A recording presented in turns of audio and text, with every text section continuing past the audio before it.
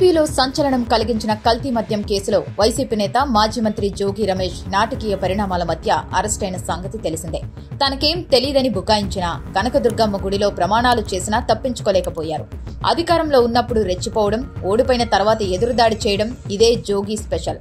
ఇంకా చెప్పాలంటే చేసిన తప్పులు కప్పిపుచ్చుకునేందుకు అవసరమైతే ఏకంగా కులం కార్డు కూడా తీస్తారు. బీసీలపై కక్ష, బీసీలపైన చిన్నచూపు అంటూ వేల కబుర్లు అన్ని చెబుతారు. అదే అధికారంలో ఉన్నప్పుడైతే మాత్రం కులం చూడం, మతం చూడం, అందరికీ సమన్యాయం అంటూ పెద్ద పెద్ద మాటలు మాట్లాడేవారు. స్వయంగా ముఖ్యమంత్రి చంద్రబాబు, మంత్రి లోకేష్ పై అవాకులు చవాకులు పేలారు. కుప్పంలో చంద్రబాబుని, మంగళగిరిలో లోకేష్ ని, పిఠాపురంలో పవన్ ని ఓడిస్తామని బీరాలు పలికారు. లిక్కర్ కేసులో అరెస్ట్ అయ్యాక బుకాయింపులు మొదలుపెట్టారు. కల్తీ మద్యం కేసులో ఆయనకు కోర్టు ఈ నెల 13 వరకు రిమాండ్ విధించింది. జైలు అధికారులు జోగి రమేష్ కు ఖైదీ నెంబర్ 7177, ఆయన సోదరుడు రాముకు ఖైదీ నెంబర్ 7178 కేటాయించారు. కల్తీ మద్యం అమ్మకాలకు సహాయ సహకారాలు అందజేసినందుకు జోగి సోదరులకు ప్రధాన నిందితులు జనార్దన్ రావు, జగన్మోహన్ రావుల నుంచి ముడుపులు ముట్టాయని ఆధారాలున్నాయి. ఇరు వర్గాల మధ్య ఎప్పటి నుంచో సంబంధాలున్నాయని పోలీసులు కోర్టుకు తెలిపారు. వీరు మొదట ఇబ్రహీంపట్నంలో సమీప బంధువైన బొల్లా శ్రీనివాస్ పేరిట స్వర్ణ బార్ ను ప్రారంభించారని, తర్వాత దీని పేరును చెర్రీస్ బార్ గా మార్చారని పేర్కొన్నారు. మద్యం సిండికేట్ ద్వారా దీనిని 2019 వరకు జోగి రమేష్, రాములు భాగస్వాములుగా నడిపారు. 2019లో ప్రభుత్వం మారిన తర్వాత కొన్నాళ్ల పాటు బార్ నిర్వహణ నిలిపివేశారు. ఇక్కడ సీసాల్లోకి నింపి అమ్మకాలు సాగించారని తెలిపారు. దీనికి సహాయ సహకారాలు అందించినందుకు జోగి సోదరులకు 2-3 నెలలకోసారి 3 నుంచి 5 లక్షల రూపాయల వరకు ముడుపులు చెల్లించేవారని అన్నారు. ఇదే క్రమంలో జోగి సోదరుల ప్రోద్బలంతో ప్రధాన నిందితులు నకిలీ మద్యం తయారీని ప్రారంభించారు.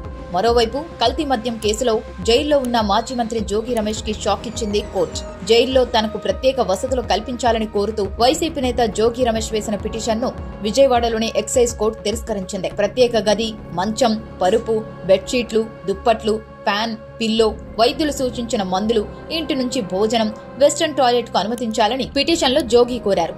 వీటిని అనుమతించలేమని, జైలు నిబంధనల ప్రకారమే వసతులు కల్పించాలని కారాగార సూపరింటెండెంట్ ను ఆదేశించారు. జైల్లో ములాఖతుల సంఖ్యను పెంచాలని జోగి రమేష్ వేసిన మరో పిటిషన్ పై విచారణ ఈ నెల 11కు వాయిదా వేశారు. అధికార మండతో పెడనలో జోగి రమేష్ చేసిన అక్రమాలు, అరాచకాలు అన్ని ఇన్ని కావు. టీడీపీ అధినేత, నాటి ప్రతిపక్ష నేత, Z+ కేటగిరీ రక్షణలో ఉన్న చంద్రబాబు ఇంటిపైకి దాడికి వెళ్లారు. ప్రభుత్వ భూముల అమ్మకాలు, రైతుల స్వాధీనంలోని చెరువులకు మధ్యవర్తిగా వ్యవహరించి లీజుల పేరుతో కోట్ల రూపాయలు దండుకున్నారు. కొందరు రైతుల భూములను ఆక్రమించి అడిగిన వారిని బెదిరించేవారనే ఆరోపణలున్నాయి.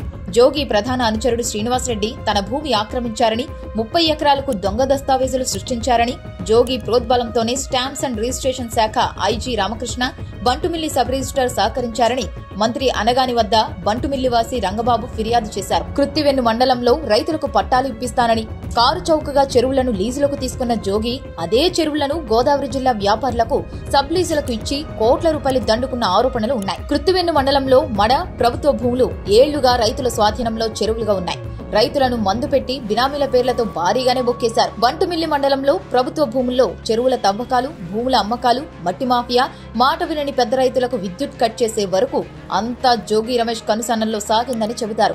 రైతులకు తక్కువ లీజ్ ఇచ్చి భీమవరం వ్యాపారులకు 10 రెట్ల లాభానికి సబ్ లీజులు ఇచ్చినట్టు ఆరోపణలున్నాయి. కృష్ణా జిల్లాలోని కృత్తివెన్ను పరిధిలోని 120 ఎకరాలను రైతుల వద్ద కారు చౌకగా లీజుకు తీసుకుని గోదావరి జిల్లా బడాబాబులకు సబ్ లీజులకు ఇచ్చి 60 లక్షల రూపాయలకు పైగా దోచేశారని తెలిసిందే. కృత్తివెన్ను పరిధి ఇంతేరులో బంజరుడు ప్రైవేట్ భూములని చెప్పి డబ్బు తీసుకుని తమకు కట్టబెట్టారని, రిజిస్ట్రేషన్ చేయకుండా కాలయాపన చేస్తున్నారని భీమవరం వాసులు ఇటీవల బందరు డీఎస్పీకి ఫిర్యాదు చేశారు. నిషేధిత జాబితాలోని అగ్రిగోల్డ్ భూములను వదలలేదు. తన కుమారుడు జోగి రాజీవ్, బాబాయ్ జోగి వెంకటేశ్వరరావు పేర్లతో అగ్రిగోల్డ్ కు చెందిన విలువైన భూములను 2022లో రిజిస్ట్రేషన్ చేయించుకున్నారు. వాటిని అమ్మేసి 10 కోట్లకు పైగా సొమ్ము చేసుకున్నారు. ఈ ఏడాది మేలో ఏసీబీ, సిఐడి, రెవెన్యూ శాఖల అధికారులు విచారణ జరిపారు. విజయవాడ రూరల్ మండలం అంబాపురంలోని అగ్రిగోల్డ్ భూములను అధికారులు ఈడీకి అటాచ్ చేసి నిషేధిత జాబితాలో పెట్టారు. వైఎస్ఆర్సీపీ ప్రభుత్వంలో మంత్రిగా ఉన్న జోగి రమేష్ కన్ను వీటిపై పడింది. పూర్వ యజమానుల దగ్గర ఆ భూములను కొన్నట్లు పత్రాలను సృష్టించారు. రెవెన్యూ, రిజిస్ట్రేషన్ల శాఖ అధికారుల సహకారంతో సర్వే నెంబర్ మార్చి తన కుమారుడు, బాబాయ్ పేర్లతో రిజిస్ట్రేషన్ చేయించారు. అనంతరం వాటిని 7 ప్లాట్లుగా విభజించి అమ్మేశారు. కొన్నవారికి పాత సర్వే నెంబర్తోనే రిజిస్ట్రేషన్ చేయించారు. 45,000 కోట్ల అక్రమాస్తుల కేసులో జైలుకెళ్లిన జగన్ ని జోగి రమేష్ ఆదర్శంగా తీసుకున్నారని సెటైర్లు పేలుతున్నాయి. అధినేత జగన్ కళ్లలో ఆనందం కోసం జోగి తాపత్రయపడి ఇప్పుడు జైల్లో ఊచలు లెక్కబెడుతున్నారు.